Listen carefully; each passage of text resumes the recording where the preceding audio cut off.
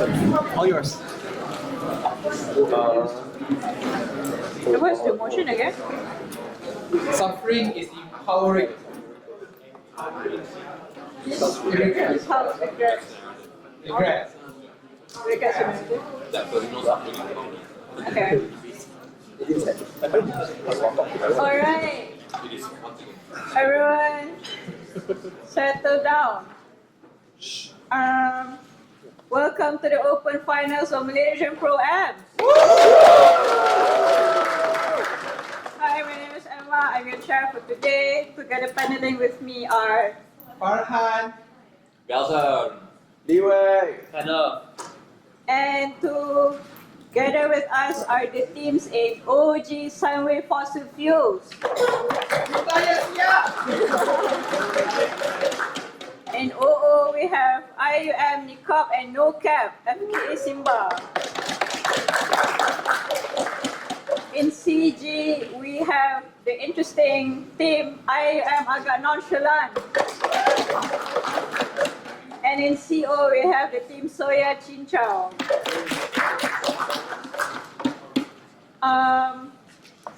With the motion, this house regrets the narrative that personal suffering is empowering.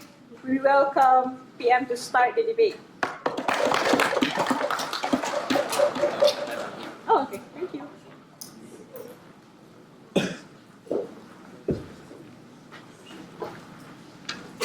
Emir.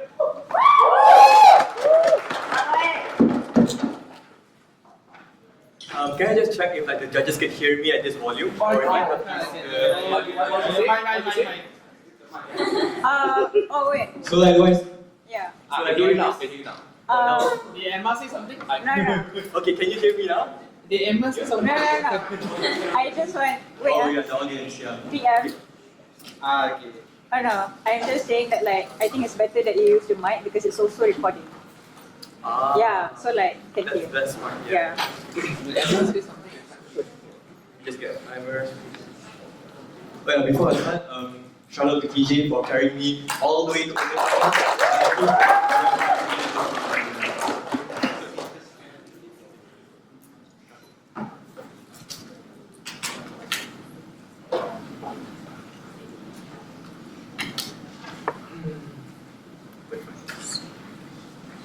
Starting my speech in 3, 2, 1. When I go to my friends reeling from a recent breakup, they didn't tell me, hey, Emir, your suffering is okay and it is something that is acceptable. They did not tell me that. They told me, hey, at least you got to grow from it. Good for you. And I didn't feel a lot of catharsis from that. I didn't really feel that I was being seen by my friends because there's this notion that they seem to feel that, oh, even if you suffered, at least you grew from it. At least you got something out of it. But I feel like this is something that actually harms us a lot more than it does give us pros. 4 points of characterization then. First of all, what does this empowerment actually look like? It looks like people telling you that this suffering is something that powers you. That's to say that you get things like a better character, you get growth, you become a better person. They tell you that through this suffering, you're able to attain these benefits then. Second point of characterization, what does this narrative look like then? It looks like, let's say for example, if I were to hypothetically like break my arm, like rock climbing for example, it'll be my friends saying, oh, at least you learned something from that incident. At least you learned that, oh, you probably shouldn't do that anymore, right?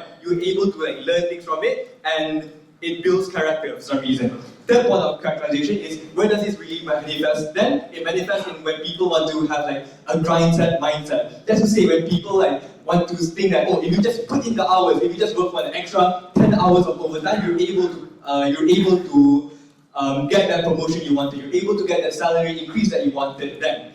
Fourth point of characterization is why that is not necessarily true. It's because of the fact that number one, it doesn't necessarily pay off, I'll tell you why later, and number two, how it empowers strong notions of exploitation that makes it normal for companies to exploit people for their labor then.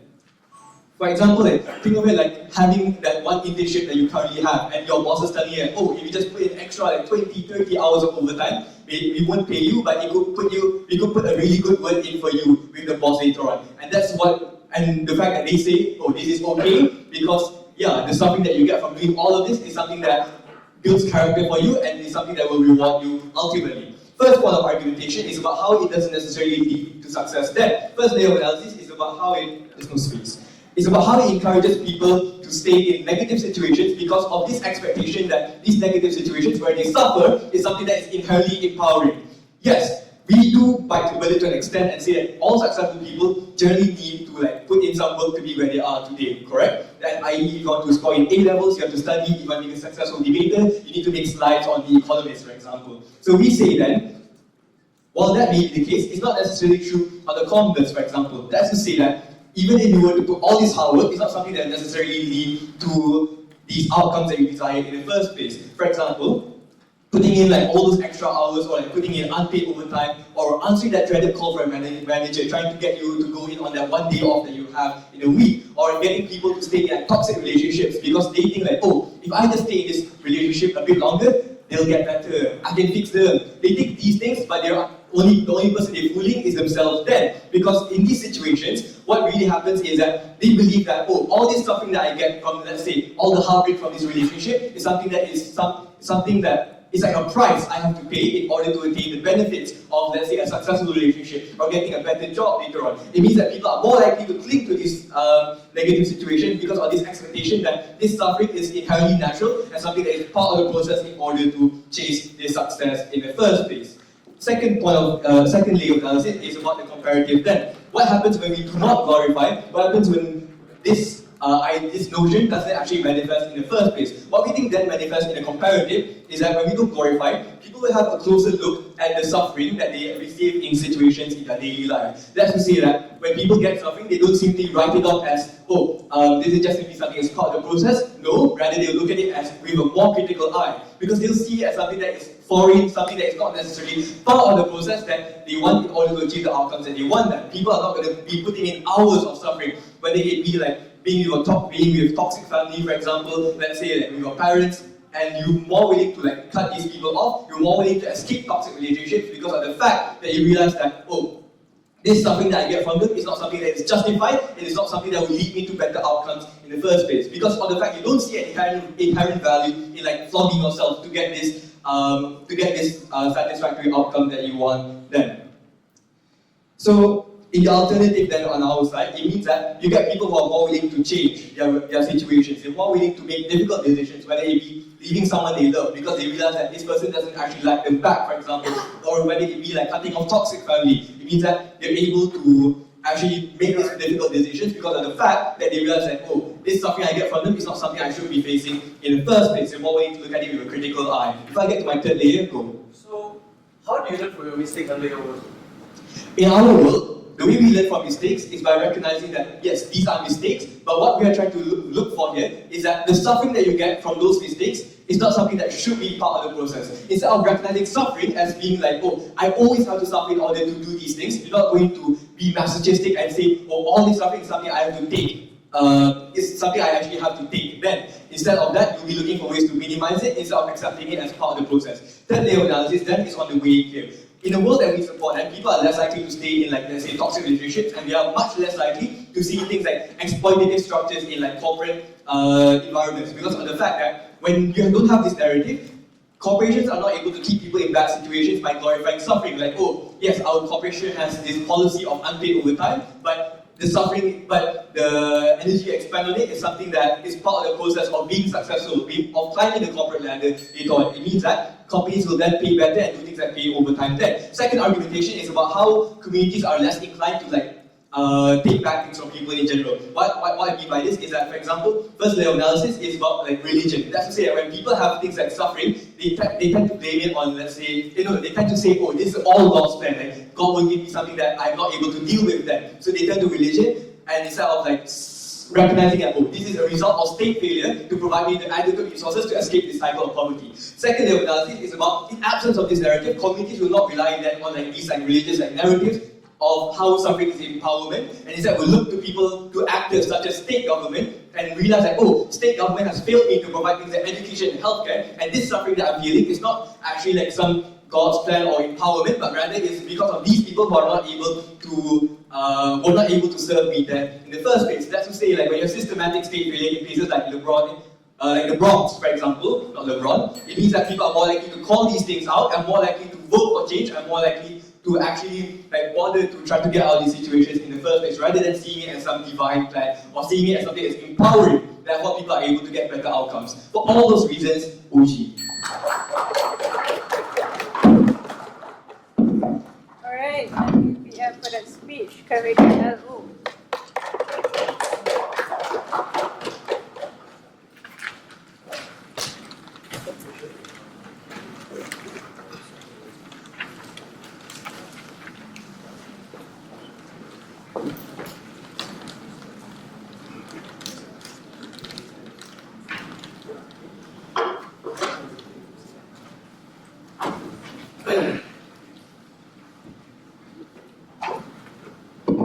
You're not going to believe this. I prepped for gum instead of op, so I'm sure I'm trying to flip everything.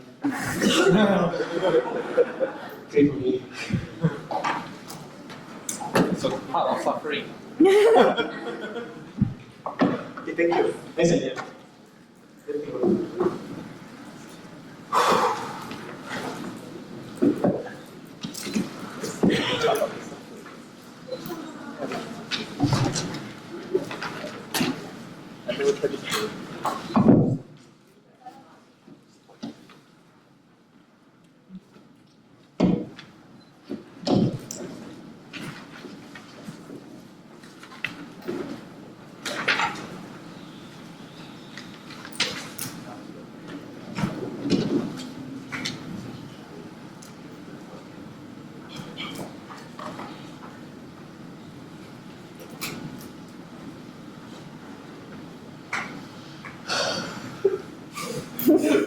So read the motion carefully before you start.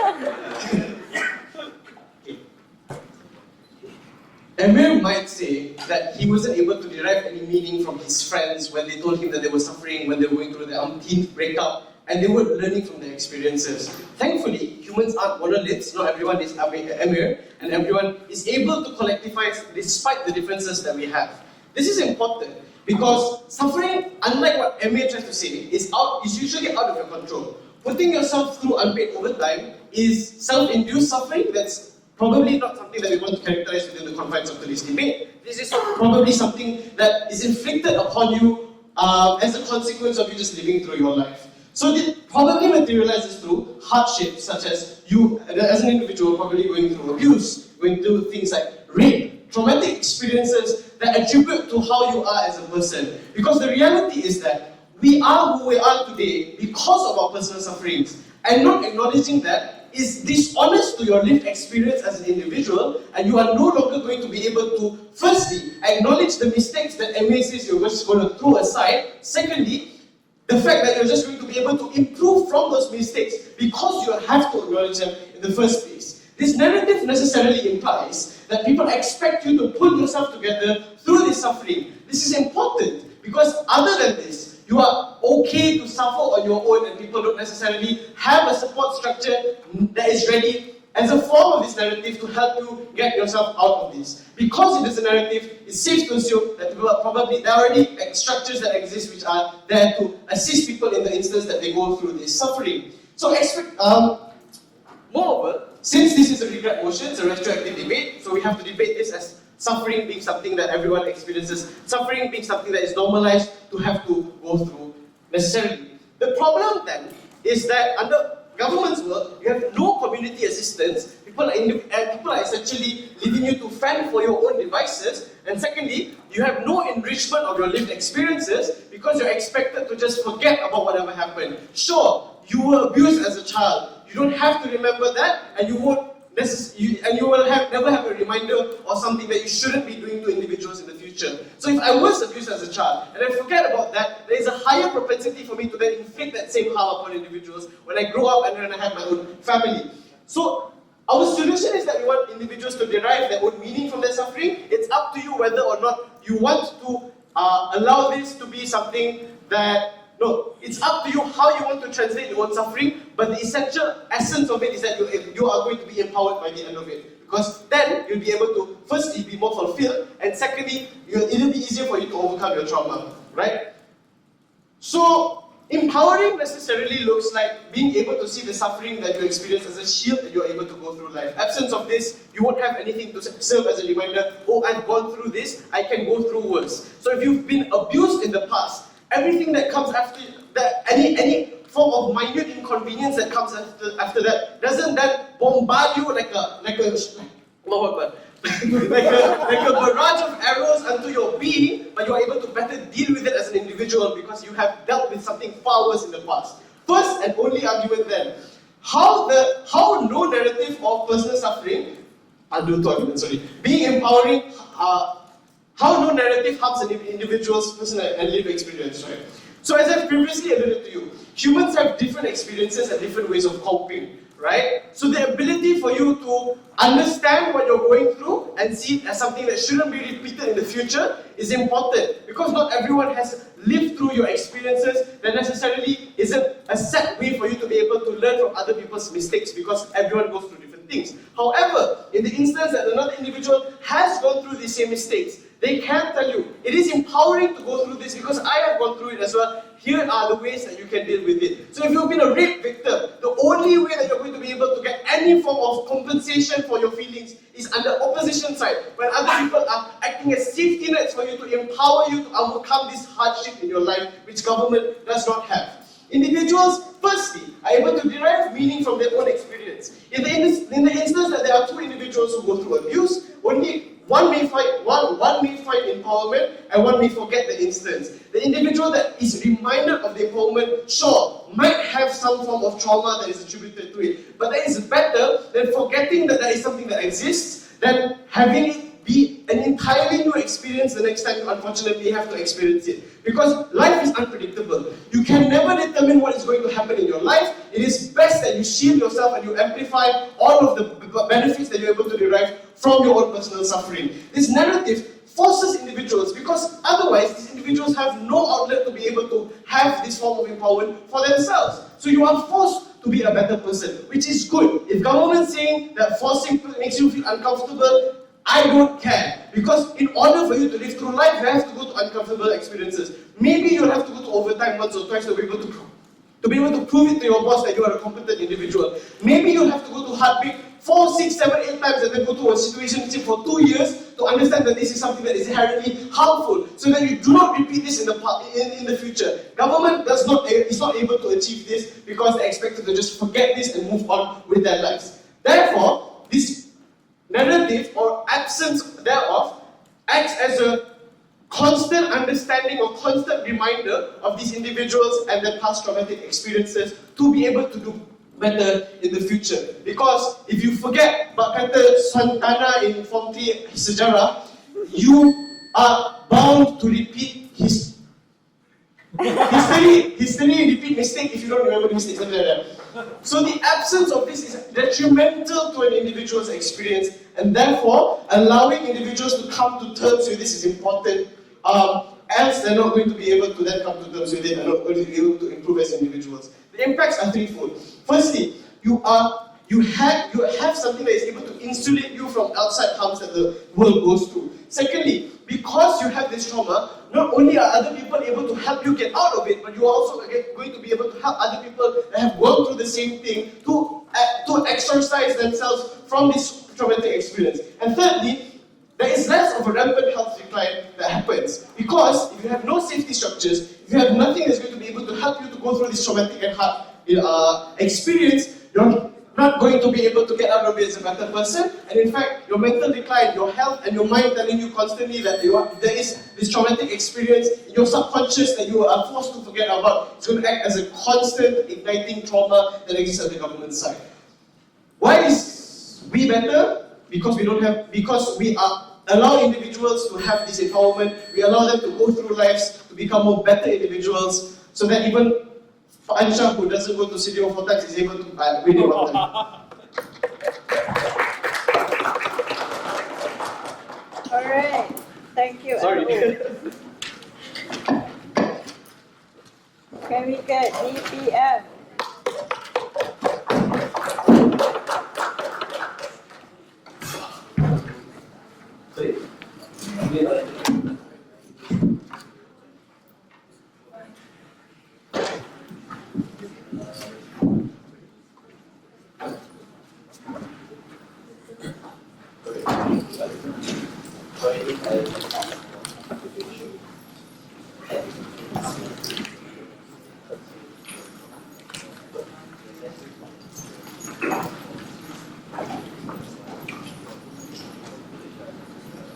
Opening government supports a world where people do not glorify self-torture in the name of empowerment and growth. In our counterfactual, people do not go through personal suffering unless it is absolutely necessary and unless they see the light at the end of the tunnel. It's in the status quo where the glorification of personal suffering as empowering, as necessary as part of your journey of growth, where people unnecessarily go through these degrees of personal suffering, where people subject themselves to systems of exploitation and the corporate structure we know as capitalism. It's a world where people stay in negative, toxic, abusive, and dysfunctional relationships because they actually believe it's going to make them a better person. When things get tough on our side of the house, you're going to move, your family is going to move, and that puts you in a better situation already. I want to make it clear at the top that opening government is going to win by showing a massive impact to all of these disenfranchised people who often face structural barriers by avoiding exploitation and avoiding the harm they would otherwise have gone through in the world of opposition.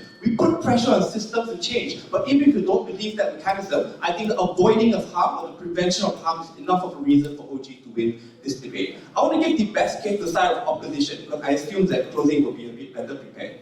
If this means that people are going to go through less suffering, if this means that people will not be willing to go through specific journeys of growth that will require a bit of a harder journey, we will make that trade-off, because the people that we protect in our side of the house are the millions of people, workers exploited under corporate America today. It is the black community that does not receive political support and capital to change. And I think that even if it means that we have a little bit less self-made millionaires or big people who aren't that mature in our side of the house, we think we prevent exploitation on a massive scale, and that scale benefit is going to win us the debate. Let's talk about what we do here from opposition. The biggest crux of the case that comes from opposition is basically to suggest that in a world where suffering is glorified, you're going to have a lot of friends and a lot of support structures. I just want to posit that this is just much more likely to be true in our side of the house. Because if you believe that going through suffering and empowering is a journey of growth and something that you need to go through, then these people are just less likely to help you right now. And I think this is just true. In the examples that Emir gives you with regards to religion, how religious narratives and how things like this is God's plan is often used to justify the exploitation of the poor, and the poor just have to put up with the suffering on this earth because they're going to get spiritual rewards in heaven. I think it's just more likely to be the case that even if you get support structures, the kind of support you get is not going to be meaningfully helpful. So in the case where they really want to talk about victims of rape or sexual harassment, for example, I think it is in their world where these people are told that their suffering is going to be empowering, that they should power through it, that maybe you will give them some emotional support. But you're not going to tackle the underlying problem of misogyny and rape culture in our society because you put the pressure on victims to deal with it rather than pressure on systems to change. I think it looks like the poor black community in the US that are told to pull themselves up by their bootstraps, often empowered by conservative rhetoric spouted by the Republicans. It is the world where their suffering is glorified and said as something that they should go through. It's the world where we do not reduce their suffering because we glorify it, romanticize it, and think that is something that's great. I think it is worse than that side of the house. Because in a world where this culture is glorified and is normalized, it is much more likely to be imposed on people who are part under that system. I don't think it's fair for opposition to say that taking on unpaid overtime is optional and a choice that you make for yourself in a world where everyone else in that corporation is also doing unpaid overtime, in a world where inflation and economic crisis makes it difficult for you to sustain your life unless you work 2 part-time jobs on top of your full-time job. I think these are external pressures that push people into these kinds of actions, and if they don't do it, they're going to be much more worse off as a result. But I guess both in that world, they will also think that it's going to be much more empowering as a result. So I do not think that suffering creates more support structure. I think the suffering or the norm that suffering is good is likely to isolate people even further and to keep them in this situation. I want to go further in constructive material to explain why the absence of this norm actually places pressure on those with privilege to redistribute it. And I want to extend this off the argument that Emir gives you at the end, when he talks about how this narrative often affects people collectively. Examples through non-fact religion that pushes people to just basically soak up this suffering instead of pressuring people in power to change. And I think that building off the characterization that people like Trump call themselves self-made billionaires, and they might have put in a little bit of work, but at the end of the day, these are people who are extremely privileged, who had generational wealth that gave them a leg up in the first place. It is only in our world, when the suffering of these people cannot be justified, when it is not seen as empowering or a process that they must go through, that we actually start to look at the reasons as to why they're in this negative situation in the first place. Why is it that we have a misogynistic culture that perpetuates things like rape? Why do we live in a capitalistic society where the 1% owns, the 0.1% owns more wealth than the 99% of people at the bottom? I just think in this world where people who are part of this privileged class feel empathy towards those who are suffering and are more willing to do something about it, be it in the form of donation, in the form of philanthropic activities, in the form of setting up NGOs to distribute things like scholarships and education to the poor. I think even if you don't believe in things like empathy, it is in a world where the suffering of people is not seen as an inherently good thing, that you're much more likely to weaponize it against governments and against the rich people and tell them that they're complicit in the kind of suffering that exists in this world and they need to do something about it. It is only in this world, in the absence of this narrative, when this kind of pressure can be placed upon governments, can be placed upon rich people to stop earning so much money, to pay fairer wages to people, stop exploiting their employees and do something about the poor. We think you're much more likely to see social good on outside the house. Is there a view I can make? Yeah, so how do you acknowledge that something wrong has happened to you, and how do you then retaliate for that wrong under your work? So I think the comparison is simple. You're going to have a lot of suffering on both sides of the house. It is in your work when you absorb this suffering and say, this is empowering, this is part of the journey of growth. It's in our work when we say this suffering is terrible, it's unjust, and I'm going to look at who is responsible for it. I'm happy to say, sometimes we are the victims of our own mistakes. Myself, I've made plenty of mistakes in my own time. But I think on the comparative, we're much more likely to protect significantly more disenfranchised minorities because those people start questioning the system and putting the responsibility on those people in power. The impact is there's a greater pressure to redistribute wealth, which is stronger than incentives in the status quo. So you can weaponize suffering to pressure these rich people to donate. On the comparative in the status quo or in opposition side of the house, you're just much more likely to just see the existing pressures of just wanting to do good PR incentives, which is just significantly weaker compared to outside of the house. At the end of this debate, opening government was able to explain how the glorification of suffering normalized structures of exploitation outside of the house allowed people to remove themselves from the situation, remove themselves from exploitation and suffering, and to put pressure on the actors who were actually able to make a change. So proud, folks. Alright, thank you, DPL. Can we get here? Okay.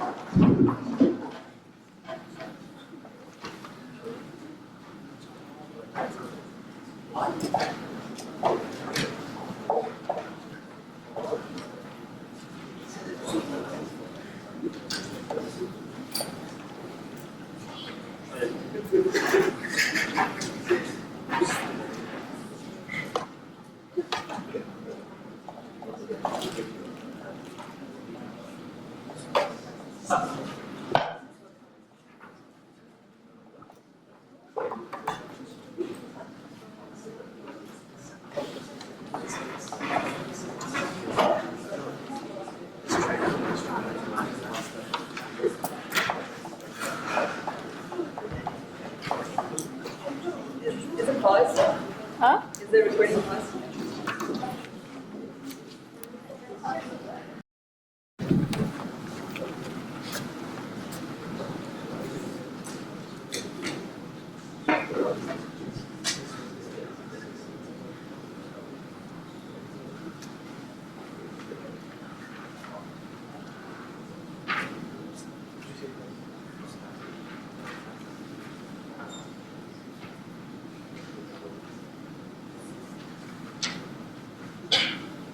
Is volume okay? Yeah.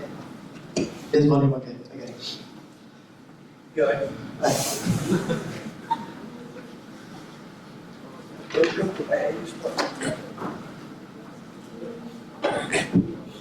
I think insofar as injustices continue to happen in this real world, the idea isn't to find good out of it. The fact that you are an abused survivor is good, right? The fact that you were able to grow out of it, the fact that you were able to survive it was good, and we applaud you and congratulate you. We glorify that. But the idea isn't the fact that these people who go through this suffering gain something out of it. But what we should address is that the abuse wasn't good in the first place. What is this narrative similar to? It's basically the idea of finding good in things that happen, injustices that happen around you. The fact that you have to look for a silver lining in bad things that happen in your life. The fact that everything happens for a reason. The idea that personal experiences and trauma equates to character growth and being a better person. The idea that you gain something good out of facing all of this suffering. While all of this is not inherently wrong, what does it enable? Three things it enables these narratives that are caused by these systems and institutions. The fact that the suffering you go through isn't from the stars aligning or the cosmos love, but it's the fact that there are external man-made structures and factors that make you go through these things in the first place. Things like capitalism, things like poverty. But secondly, it allows for the continuous perpetuation of these cycles in the first place. This manifests in things like generational trauma. The fact that your parents thought they became a better person because their parents before them beat them.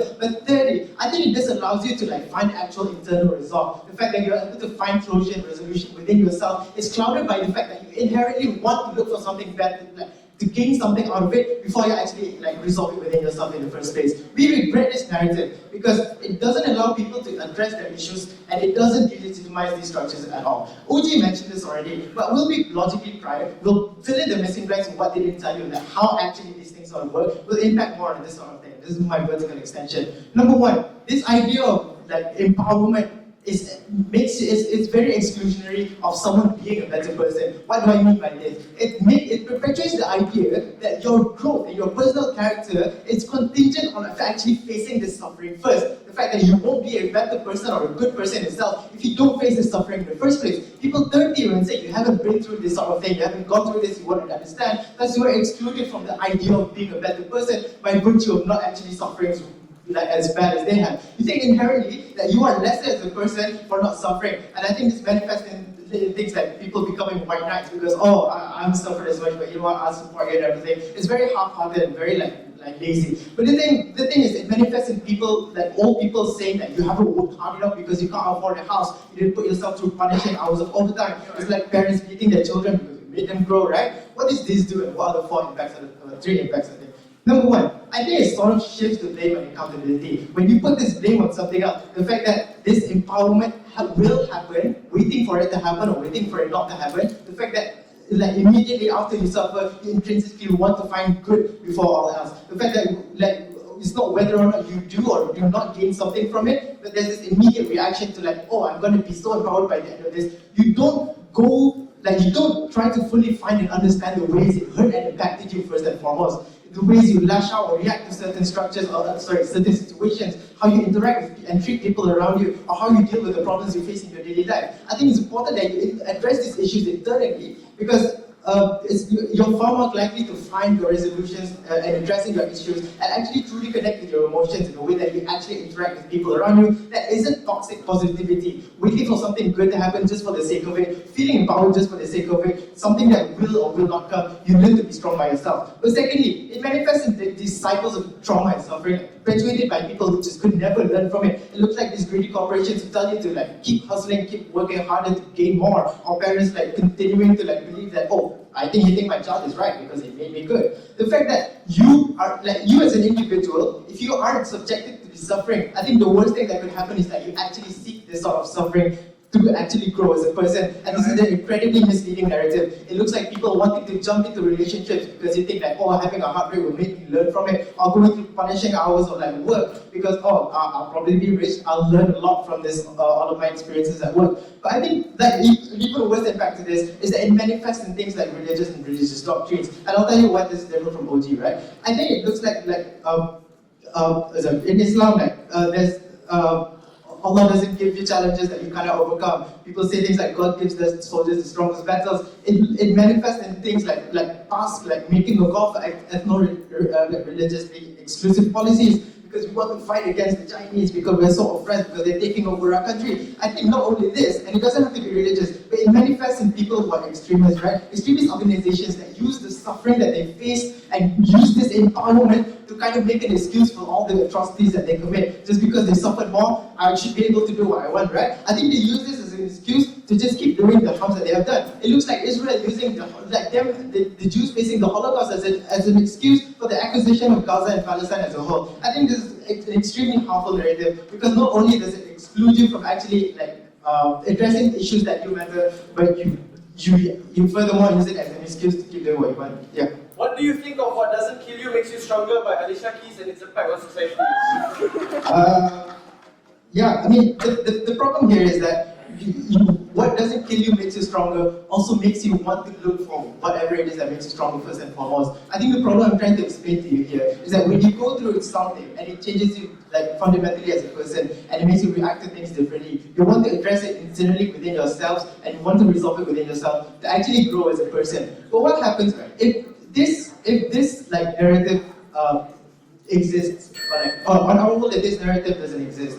I don't think it removes the incentive for you to want to improve as a person anyway. Because you're going through suffering, but you're not just learning from it just to improve yourself. And there are other factors such as the people around you. You will still want to care for your family and provide for the people around you. You will still want to be nice with your friends, and you will still want to do good for work, right? I think in the worst case scenario on Gulf side, on CG side, even if these systems aren't able to be dismantled, people will still find a way. But I think if you go lean into the worst side of opposition case, if you do believe that these sort of sufferings will empower you, I think number one, there's going to be no incentive to sort of clear your judgment and actually face the issues you face internally because of the fact that you intrinsically want to find this thing that empowers you in the first place. But number two, I don't think they would have an incentive to help other people because you're going to look at someone suffering, you're going to think oh, it's okay, they'll grow out of it, or they'll get better anyway, or they're just going to learn something from it.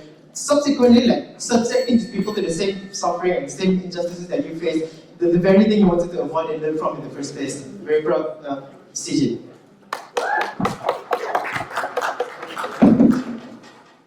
Alright, thank you, member of GOV. Can we get member of OP? Oh yeah, sure. Toilet break.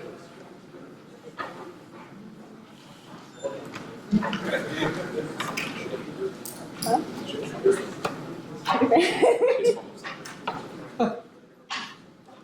Why cannot? Oh, but he was suffering, yeah, actually. It's like The bladder was suffering. Stronger bladder. So what do you acknowledge for this? Huh?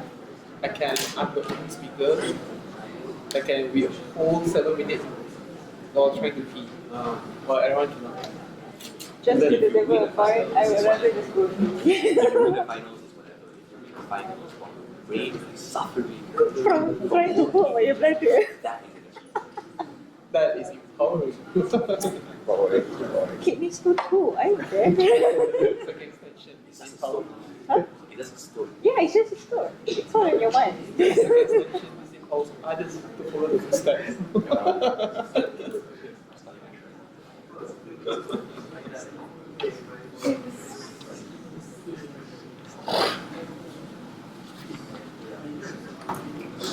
No lah, I think he need to go to better spot. He need to go to Cincau. Soya Cincau. Soya Cincau is such a Ramadan name.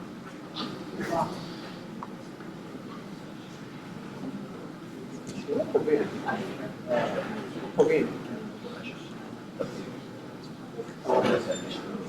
Sorry?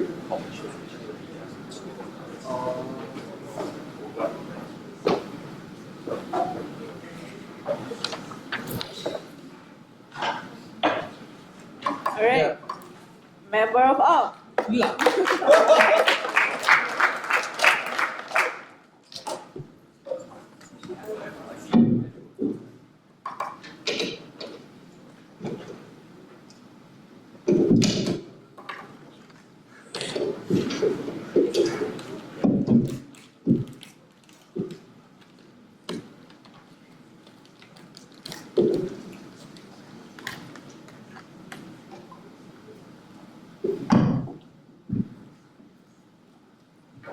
Can you hear me? Yes. Okay, I can hear myself. Thank you, Wern, for teaming with me. Thank you, TJ, for training. Thank you, Ethan, for coercing me to join this one. Okay. Yeah. Okay. At the start of every Sunlight orientation, there will be 100 people sitting in the hall. But after their first tournament and then losing their first round, the next day we will have like 5 people, and that's just like me, Ethan, and 3 other exco members. Half of them don't even debate anymore because they think that the suffering is not worth it. That's the problem with government's case. Because what they don't explain to us then is why exactly is suffering unnecessary, or how is it then that you can progress as a person if you don't go through sufferings. But I think there's 2 sides to this debate. Firstly, if you can go through suffering, or if you can opt out of suffering, or if you can leave this cycle of suffering. But secondly, it's also about the people that cannot leave these cycles of suffering and have to be within this debate. I think that CO comes in and proves to you that you can win on both metrics. A few pieces of clarification then. What exactly does empowerment look like? I think it looks like seeing suffering as something that is good, something that you can use to move forward in life. It's a tool for you to move forward in life. Because the alternative then is actively viewing yourself as a victim, actively viewing the suffering you're going through as pointless and nothing. But secondly, I just want to mention here that empowerment is not false positivity. Just because I say that suffering is empowering doesn't mean I'm like, yay, you must suffer, you should suffer, suffering is good, suffering is the only way in life. I think it just means that you understand that going through sufferings will somehow give you some form of benefit, or that you should try your best to use these sufferings to move forward in life. But secondly, suffering is not always a choice. I think I talked about it just now. But sometimes you're just forced to be in the capitalist society. You're forced to work in companies because of the fact that the society just works like that. Or it's just the fact that because you are in the lowest socio-economic bracket, you have to work your ass off and suffer to be able to sustain your life and sustain as a person.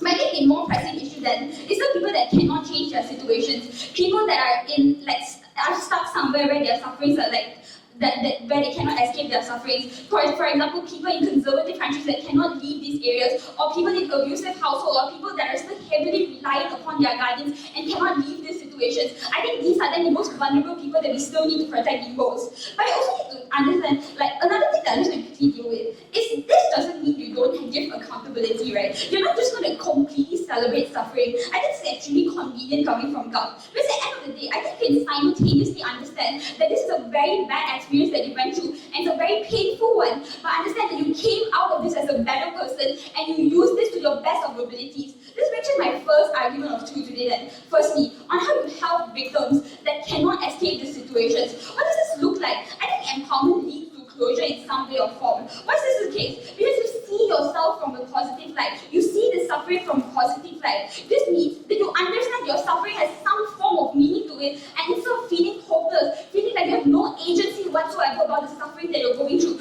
Because at the end of the day, if let's say I'm a single mom with a child, and I have to suffer and work my ass off to feed and clothe my child, I don't feel hopeless. I don't feel like there's no light at the end of the tunnel. I understand that it's empowering for me to see my child grow up, to see them become a better person, and that's precisely why I want to put in this effort, right? But what exactly? Because the alternative is just then feeling hopeless when I go through these struggles. Because some of these struggles are just not a choice. So it's just about the mentality in which you face these struggles in the first place. But why is this so important? Because this is when you do things, you're more likely to process and unpack the struggles that you go through. You try to see a positive view. You try to see what exactly how exactly you can use these struggles to move forward in life. This looks like me, suffering in my suffering in my internship, and trying to learn as much as possible since I'm here already, instead of just dwelling in self-pity and dwelling in a situation that I cannot control, right? This is I'm able to get the best possible outcome that I can, especially in situations when suffering is not a choice again. But secondly, I think it's the whole idea of religion, right? I think the entire point of religion as a whole, it's this idea that suffering is something that happens, is something that God chooses to you, but what gives to you. But why is this so important? We see in religion how this is used as a form of solace. It is used as a form for you to be able to feel oh, God has a plan for me, that all of this is not for nothing, and there is some form of outcome at the end of the day that justifies this suffering, or that I can get something good of this in the first place. But secondly, it's also just the fact that if let's say you're really in a really tough situation, this is when I'm able to actually try my best to leave the situation situation, or try my best to help myself out, which means like trying to, like, if let's say I'm in a conservative country, try to maybe like form my own movement or to form my own within like grassroots movements, for example, to actually able to help within like the best of abilities. Use these struggles to be able to find the best possible outcome instead of just dwelling in self-pity, right? But secondly, let's engage with like the government, talk about people that can control the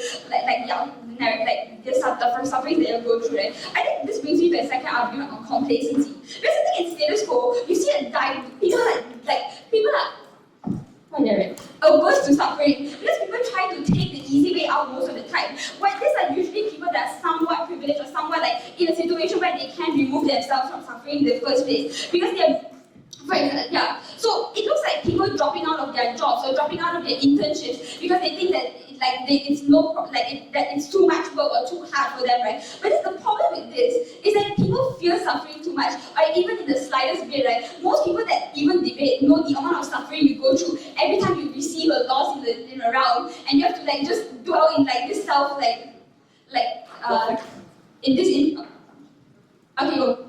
If everyone stopped working for a week, billion-dollar companies were going to collapse. It is only in a world where you do not think this suffering is something worth going through that you try to remove yourself from the situation or make it better.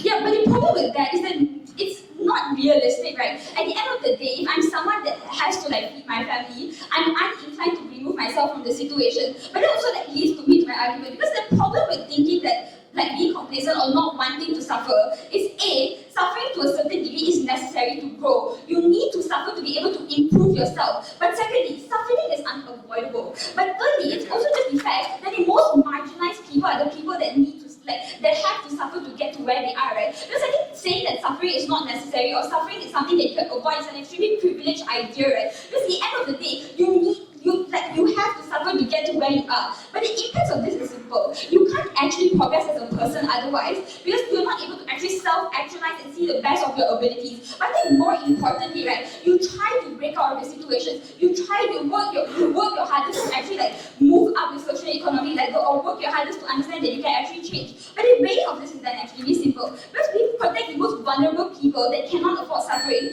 but we also have the certainty of outcome as to what exactly happens when you do suffer for all these reasons. Alright, thank you, Member Paul.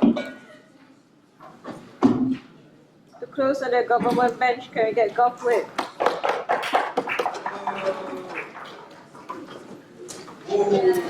Ilyas, IIUM.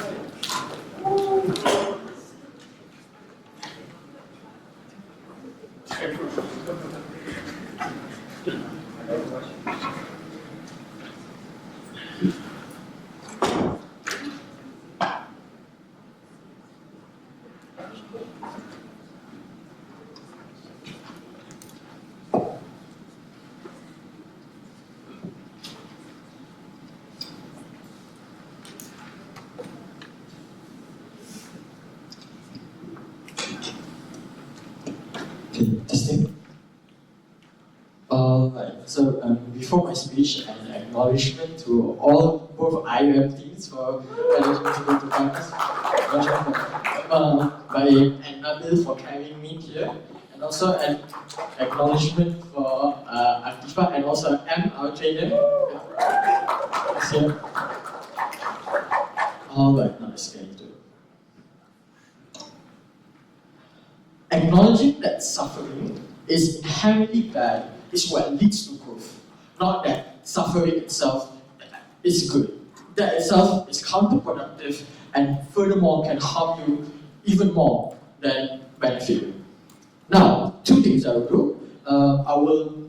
I have two classes that I will give it. Number one is which side helps people better and which side gives a better form of empowerment, especially to victims. And all these sponsors are integrated into my classes. Now, number one, first clash, which side helps people better? Let's hear to what the opening opposition said first. They told us that number one, because you go through suffering, you can learn from this suffering, and with that you can help a lot of other people who face the same as you. However, they ignore the fact that in that case, contingent on the very fact that not everybody learned from their suffering. not everybody, after they suffer or gone through some kind of tragedy, they feel like, oh, I should learn from this. And the example that has been tackled by Nabil itself is that when you are abused by your own family, more often than not, you think that you beating your own child because when your father thinks, because when your own father beats you as a child, you think that you grow up into a better person, that's why you beat your own child. When in reality, abuses have been proven to affect people mentally. Abuses have been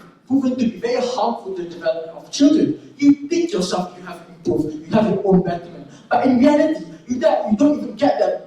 You don't even benefit at all because you refuse to acknowledge that suffering that happens when you are a child is bad in the first place.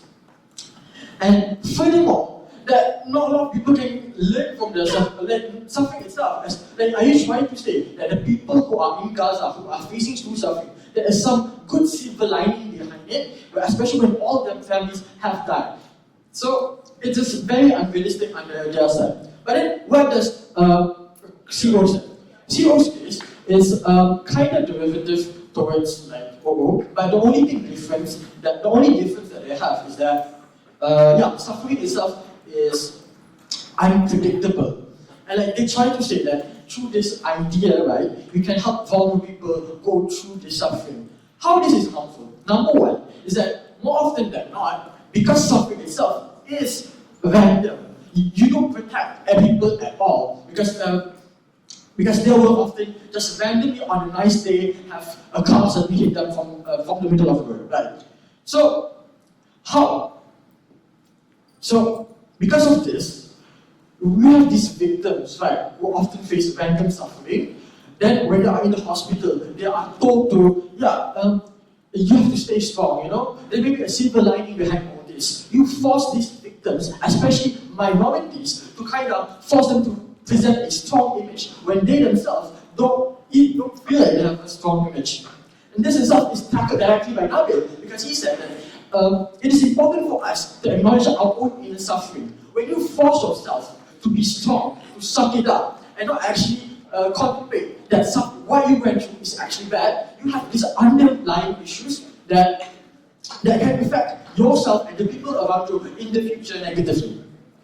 And this itself is how we differ from opening government. Because understand, their case is actually quite unrealistic. It happens in the very best case, but the likelihood of that happening is very low. Because structural change itself does not rely on people learning from their own suffering. And even if you can somehow it doesn't rely on that people acknowledge their suffering and want to fight for their suffering. Because to achieve structural change, you have a lot more other barriers to evade that. And I think that itself is a very high burden that they pick onto themselves, which I think our side have a very safer burden, because our benefit does not only just benefit those who are marginalized from those people that they're trying to benefit because of institution change, but our side also benefit the average Joe you see in the middle of every day. Those people who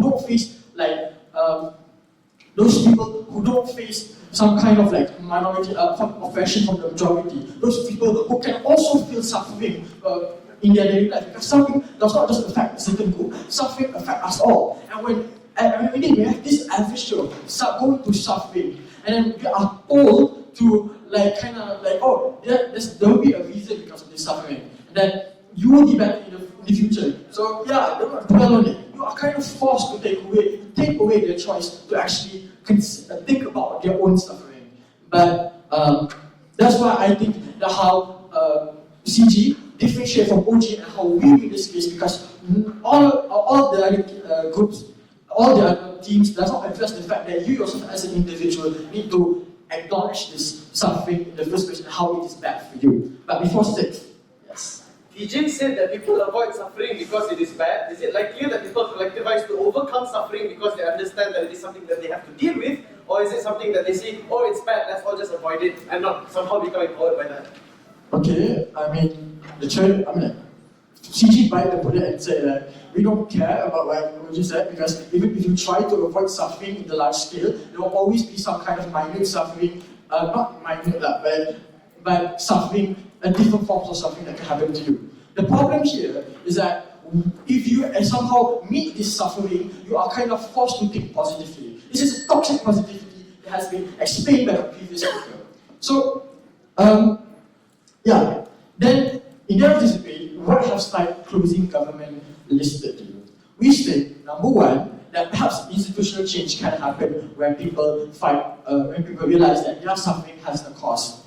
That there's a reason for their suffering, and then should fight it, such as like capitalism or whatever. But I think that's only happening in the most extreme cases, and it's not realistic in certain places. That's why, in our side, we also mentioned how acknowledging that suffering is bad and heavily is also beneficial for your own self. Because on a social level, where you are not expected to change institutions and things like that, you can find the relief that perhaps this suffering is heavily, because you can like actually process your feelings more truly, be in tune with your emotions, instead of neglecting suffering because you think, yeah, I should not think about suffering because there's more benefits out there I should think about. Yeah.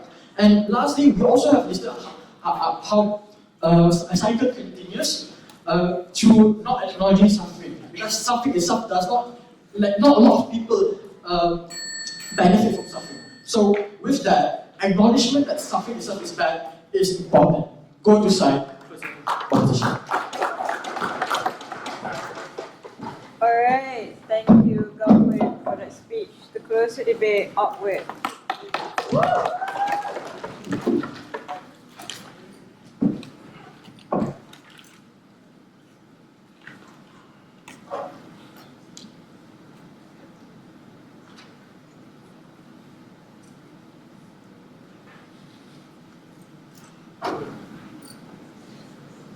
When a baby falls down, it looks to its parent to see how its parent would react. And when the parent validates or acknowledges its pain, it cries. This means that the suffering, whether self-induced or not, whether you can change the circumstances of your suffering or not, doesn't matter. The problem here is how you view it and thus deal with it, and we are the only house that engages with it. But let's talk about OG. I think CG and OG ran a mainly similar case with just different wording, but let's talk about it, right? OG talks about positive validation and how it's needed, and you cannot get it if the narrative is empowering. I don't think this is true, because first of all, your friend might not always be able to relate with the circumstances that cause your suffering, but I don't think it's also a definitive way to move on from such pain. People around you constantly remind you of the pain that you get, and yeah, that's just not the best way to get solace, right? I think the second point that they bring to you is about how you should look at suffering critically and from there be able to move on. I think critically thinking about the suffering is not necessarily a good thing, right? It's usually something that you cannot change. We tell you that if you can change something about it, you would already have done that. If you can really go away from the suffering that you receive, you would have already done that. The problem then is if you cannot move away from it. I think one of the examples given was also the people in Gaza. I'm going to talk about that later, right? So why is being critical bad? Because being critical does not do you anything, right? It's already bad. The only way you move forward is by cheating yourself, by telling yourself that this is something that's going to be or just a part of your life and you can take a move forward. You take away the complacency of grieving by forcing yourself forward. In fact, thinking about something you cannot change makes it worse, right? The best point of agency is the only way you move forward or achieve any of Gulf's impacts. Because first, you're internalizing this struggle, which means that you don't need external validation. You don't care if people validate your feelings or not. Insofar as you understand that this is just part of God's plan or part of a small problem that is able to propel you forward, you're just going to use it as positive fuel, right? You're just taking charge of the situation that you're being put in.